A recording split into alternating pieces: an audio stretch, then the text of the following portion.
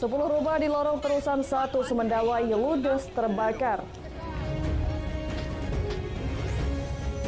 Mantan Kades Rawang Besar DSP Padang dianiaya adik ipar.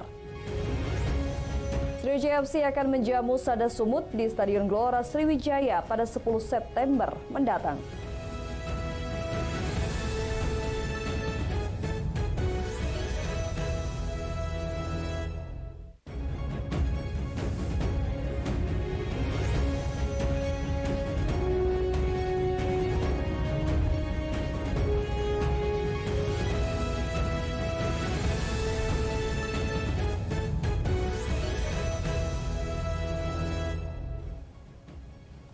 Assalamualaikum warahmatullahi wabarakatuh. Selamat pagi pemirsa. Selain 3 berita tadi, Lintas iNews Sumsel juga akan hadir dengan sejumlah berita dan informasi menarik lainnya selama setengah jam ke depan.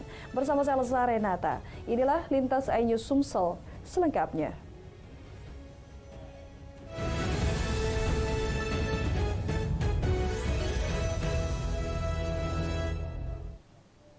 Sepuluh rumah semi permanen di pemukiman padat penduduk di 340 Palembang ludes terbakar. Akibat peristiwa itu, satu warga yang terluka saat hendak memadamkan api, diduga akibat korsleting listrik.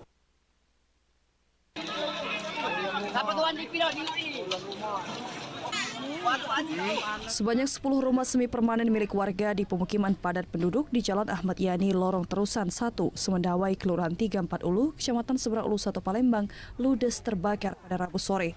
Awalnya warga berusaha memadamkan api dari rumah warga yang pertama kali terbakar dengan alat seadanya, dengan sumber air dari anak sungai di dekat lokasi.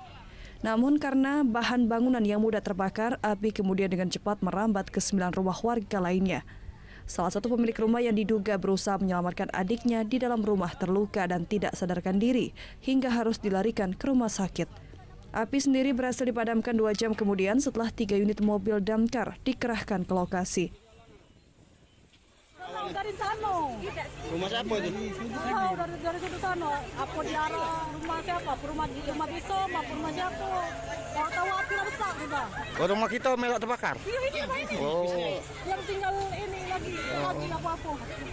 Nanti bisa diselamat, ada yang bisa selamat. Ada yang barang bisa diselamat tidak? Ada lagi ya, STNK, STEM, KTP segalanya itu PKH apa betul? Jika saya maksud pada seluruh warga bahwa sekarang dalam musim kemarau, tolong kalau ngangetin segala macam ataupun nyucuk yang kabelnya pendek itu tolong sering-sering dijengok.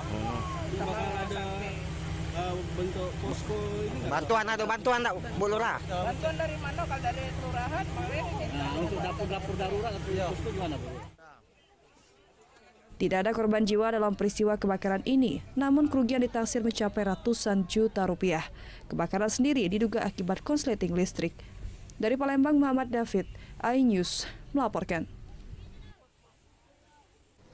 Pasca digeledah polisi dari Polda Lampung terkait narkoba, rumah seorang selebgram wanita di Lorong Pakjo Palembang sepi dari aktivitas. Penggeledahan tersebut buntut dari penangkapan APS atas kasus narkoba jaringan internasional. Seorang selebgram berinisial APS asal Palembang yang ditangkap Polda Lampung atas dugaan kasus narkoba jaringan internasional nampak terlihat sepi dari aktivitas. Warga di sekitar rumah APS tidak ingin memberikan komentar terkait penggeledahan yang dilakukan polisi di rumah di Jalan Catur, Lorong Pakjo, Kecamatan Ilir Barat 1 Palembang pada Sabtu pekan lalu. Dikatakan oleh Safril, Ketua RT 30 Lorong Pakjo, APS dan suaminya baru setahun menjadi warganya, dan saat perkenalan dengan warga diwakili oleh orang tuanya. Bu Adelia tidak ikut hadir ke rumah saya, dan selama mungkin lebih kurang 1 tahun yang lalu lah, bapaknya Adelia itu silaturahmi ke saya, dan sampai selama setahun ini mungkin saya belum pernah ketemu sama Ibu Adelia. Oh, belum tahu. Memang ada penggeledahan, ada kedatangan dari Polda Lampung. Itu saya diinformasikan, jadi saya ikut menyaksikan pada saat kedatangan di rumah Ibu Adelia. Tahu kan itu warga Pak RT, Ibu Adelia ini sekarang ditangkap Polda itu. Itu terkait apa, Pak? Sepengetahuan saya terkait masalah narkoba. Narkoba. Oh. Selebgram Palembang APS ditangkap atas dugaan keterlibatannya dalam jaringan narkoba internasional oleh Polda Lampung. Atas kejadian tersebut, sejumlah asetnya bergerak dan tidak bergerak turut disita, antara lain rumah dan mobil. Dari Palembang, Guntur Yansyah, iNews melaporkan. Pemirsa, mantan kades di Desa Rawang Besar SP Padang menjadi korban penganiayaan oleh saudara iparnya sendiri. Aksi penganiayaan yang terekam CCTV tersebut sempat viral di media sosial.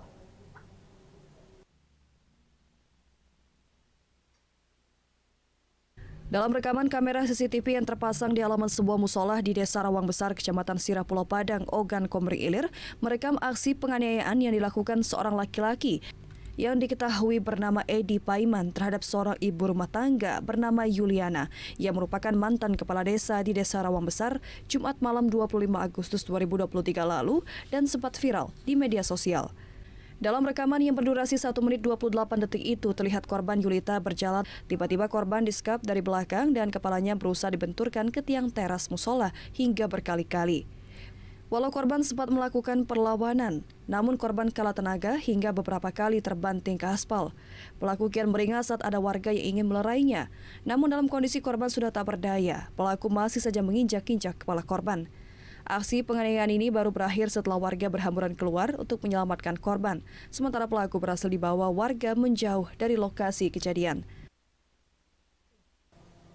Pemirsa, aksi penganiayaan yang dilakukan Edi Paiman terhadap kakak iparnya sendiri diketahui dipicu masalah harta gonogini milik Yuliana bersama suaminya yang telah meninggal dunia.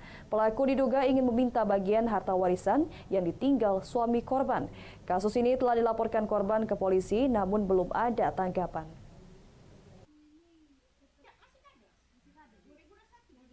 Dikatakan Yuliana, sejak suaminya meninggal dunia, keluarga dari suaminya tersebut mempermasalahkan harta gonogini yang mereka dapat selama berumah tangga. Sebelumnya diakui Yuliana dirinya pernah mendapatkan bacokan dari pelaku dengan menggunakan senjata tajam hingga dirinya mengalami luka di bagian kepala dan harus dilarikan ke rumah sakit. Yuliana yang merupakan mantan kepala desa Rawang Besar SP Padang ini selalu mendapatkan teror dari keluarga suaminya untuk mempertanyakan harta gonogini yang mereka dapat selama berumah tangga. Walau sudah dilaporkan ke kantor polisi dalam hal ini Polsek SP Padang, namun aksi penganiayaan yang dilakukan saudara iparnya tersebut belum mendapat tanggapan dari polisi. Atas kejadian itu, korban merasa trauma hingga korban takut untuk keluar rumah sendirian. Tahu-tahu dia datang nyekek leher langsung, nyekek leher. Aku, mak mana kita dicekek tuh. Nah, pas aku ini ke dia mecet tangan aku.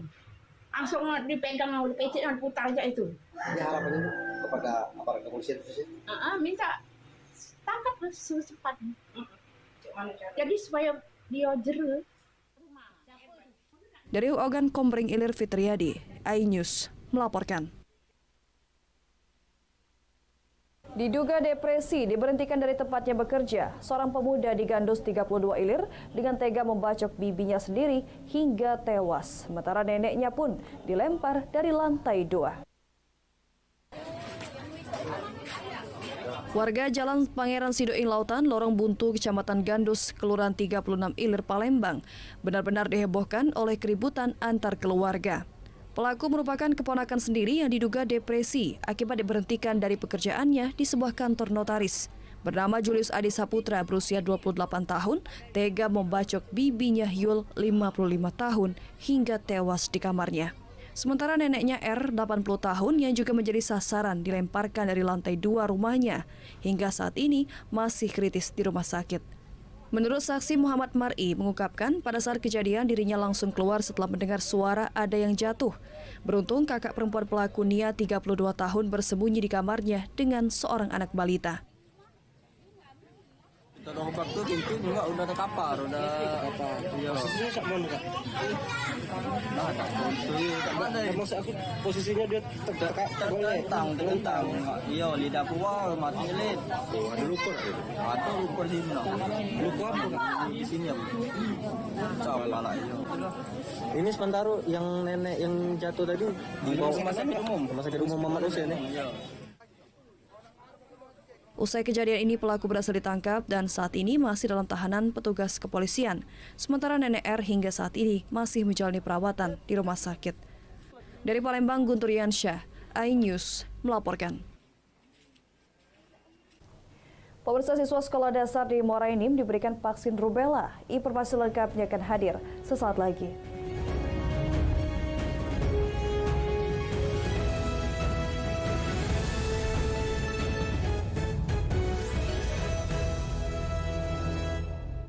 Untuk Kilau Raya Madiun di MNC TV. Jari disko karena ketombe basah? Masalahnya bukan di permukaan aja. Move on ke Head & Shoulders baru. Masuk hingga ke 5 lapisan. Kalahkan ketombe basah dan gatal. Head & Shoulders. Makanya ibu jangan di depan Selengkapnya di Siraman Kolbu di MNC TV. KDI 2023. Segera di MNC TV. Dalam hal apapun, kita harus all out. Termasuk pas lawan ketombe. Rejoice 3-in-1 dengan formula baru, anti ketombe, segar, dan lembut. Siap all out! Rejoice 3-in-1.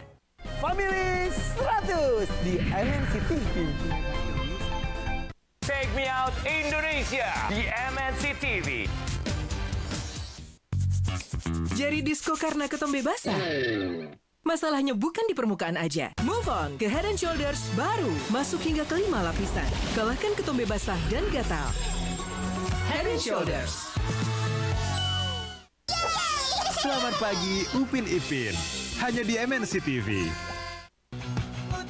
Putri Duyung dan 1001 keajaiban di MNC TV. Dalam hal apapun, kita harus all out. Termasuk pas lawan ketombe. Rejoice 3-in-1 dengan formula baru, anti ketombe, segar, dan lembut. Siap all out! Rejoice 3-in-1. Untuk Kilau Raya Madiun di MNC TV. Victor China Open 2023 di MNC TV. Selamat pagi Upin Ipin. Hanya di MNC TV. Total Energies BWF World Cup Championship 2023 hanya di MNC TV.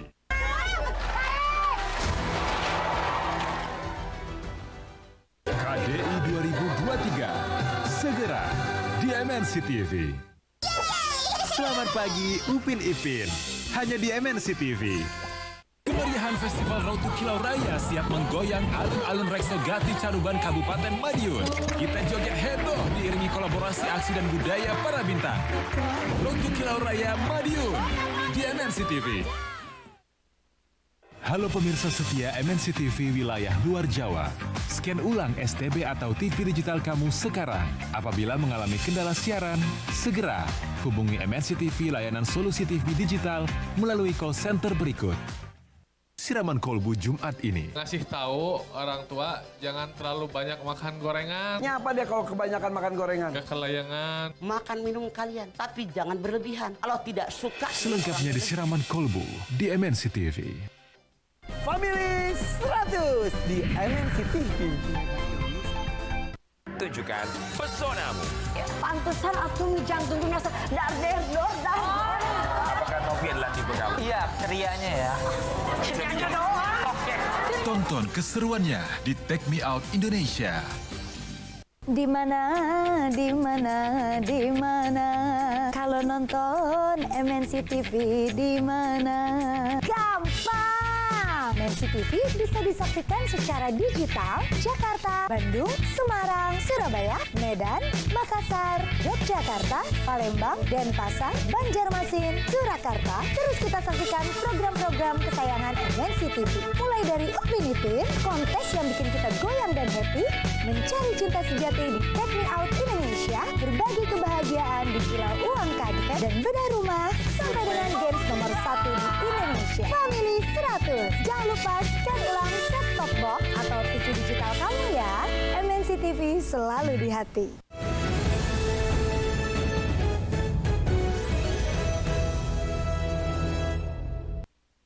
Terima kasih Anda masih bersama kami.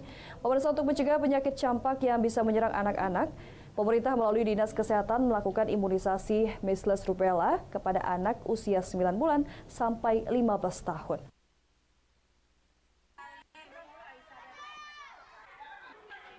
Vaksin Measles and Rubella atau MR diberikan untuk mencegah terjadinya penyakit yang disebabkan oleh virus campak dan rubella. Vaksin campak ini diberikan kepada anak-anak usia 9 bulan hingga 15 tahun atau sejak dari kelas 1 sekolah dasar hingga tingkat SMA. Koordinator Imunisasi Puskesmas Muara Enim, Marita Wati mengatakan pihaknya bekerja sama dengan sekolah-sekolah di Muara Enim untuk memberikan vaksin campak atau MR kepada sekitar 200 siswa. Vaksin ini diberikan untuk mencegah penyakit campak yang diwajibkan bagi usia kelas 1 sekolah dasar dan siswa selama 2 hari. Kedepan semoga siswa akan selalu sehat dan terhindar dari penyakit campak rubella. Penggunaan imunisasi campak ini itu untuk mencegah daripada sakit campak dan rubella. Jadi diwajibkan untuk siswa-siswa ini? Setiap anak diwajibkan untuk mendapatkan imunisasi campak. Ada berapa yang divaksin di Min 1 ini? Di Min 1 ini sasaran kita ada 200 anak. Alhamdulillah hari ini semuanya diimunisasi. Harapannya anak-anak ini semuanya bisa mendapatkan vaksin 100%, ya, jangan sampai ada yang tertinggal, sehingga harapan untuk sehat Indonesia ini semuanya tuntas program pemerintah. Sementara sejumlah orang tua siswa mengaku sangat mendukung imunisasi ini agar anak-anak tumbuh sehat terhindar dari penyakit campak. Diharapkan kegiatan seperti ini bisa terus dilakukan bukan hanya terhadap ancaman campak tetapi juga virus lain yang bisa menghambat pertumbuhan anak. Dari Muara Enim, Ainusa Satria, iNews melaporkan. Sosialisasi KTA berasuransi dan silaturahmi Bacalek Partai Perindo di Palembang berlangsung semarak. Masyarakat antusias mendapatkan kartu asuransi serta pengenalan program kerja Partai Perindo. Banyak diminati masyarakat.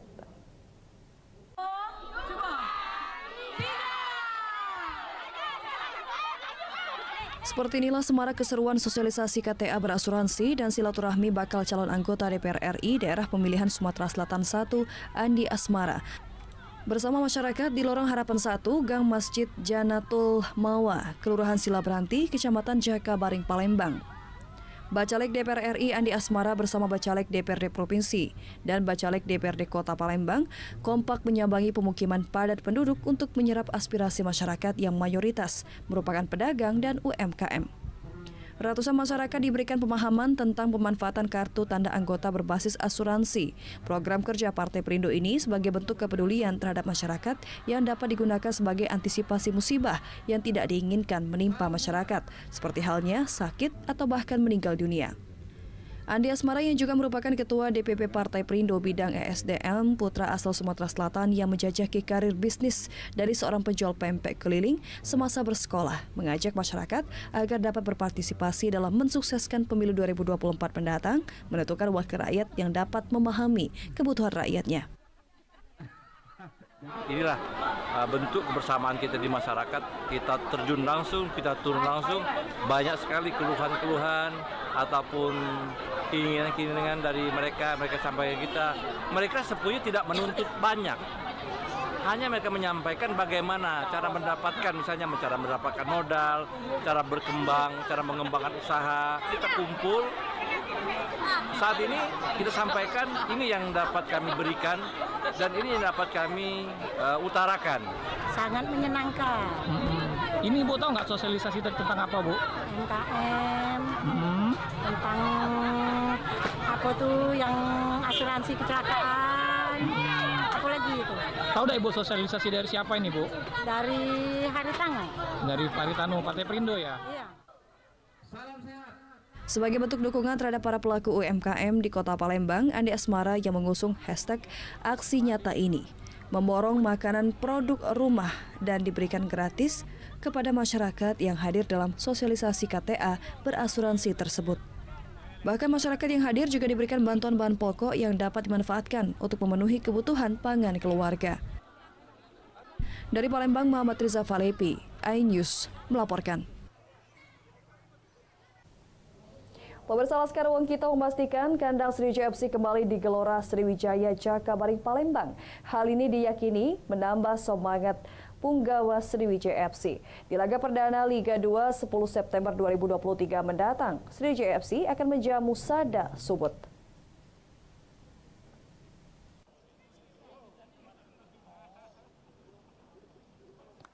Jelang digulirkannya kompetisi Liga 2 2023-2024 yang bakal dimulai 10 September 2023 mendatang, Dirtek Sriwijaya FC, Indra Yadi memastikan sejauh ini pemakaian Stadion Bumi Sriwijaya untuk latihan aman dipakai.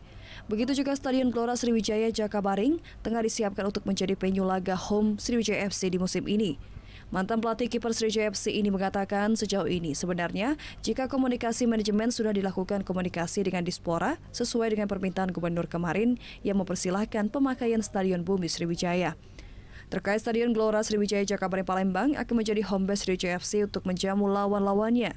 Kick-off kompetisi Liga 2 pada 10 September 2023 mendatang. Manajemen Sriwijaya FC intens berkoordinasi dengan PT Jakabaring Sport City. Main di kandang, Laskar Wongkito optimis akan menampilkan performa terbaiknya pada laga kandang perdana menjamu Sada Sumut FC di Stadion Gelora Sriwijaya Jakabaring.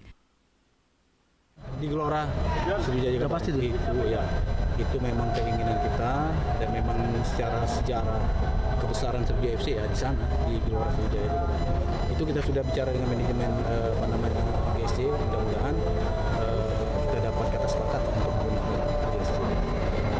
Bang, kalau untuk home base tetap di Bumi ya Bang ya? Untuk latihan? Hari ini kita terima kasih kepada Pak Gubernur Sumatera Selatan. Sebagaimana diketahui di zona Sumatera Grup 1 ini terdiri dari 7 tim, antara lain Persiraja Banda Aceh, PSMS Medan, PSDS Deli Serdang, Sada Sumut, Semen Padang FC, PSPS Riau, dan Sriwijaya FC. Dari Palembang, Bambang Irawan, iNews melaporkan. Pemirsa, informasi tadi sekaligus mengakhiri Lintas iNews Sumsel pagi hari ini. Jangan lewatkan informasi menarik lainnya dalam Lintas iNews Sumsel, Senin sampai Jumat setiap pukul 5.30 waktu Indonesia Barat. Terima kasih atas kebersamaan Anda. Selamat pagi, selamat beraktivitas. Wassalamualaikum warahmatullahi wabarakatuh.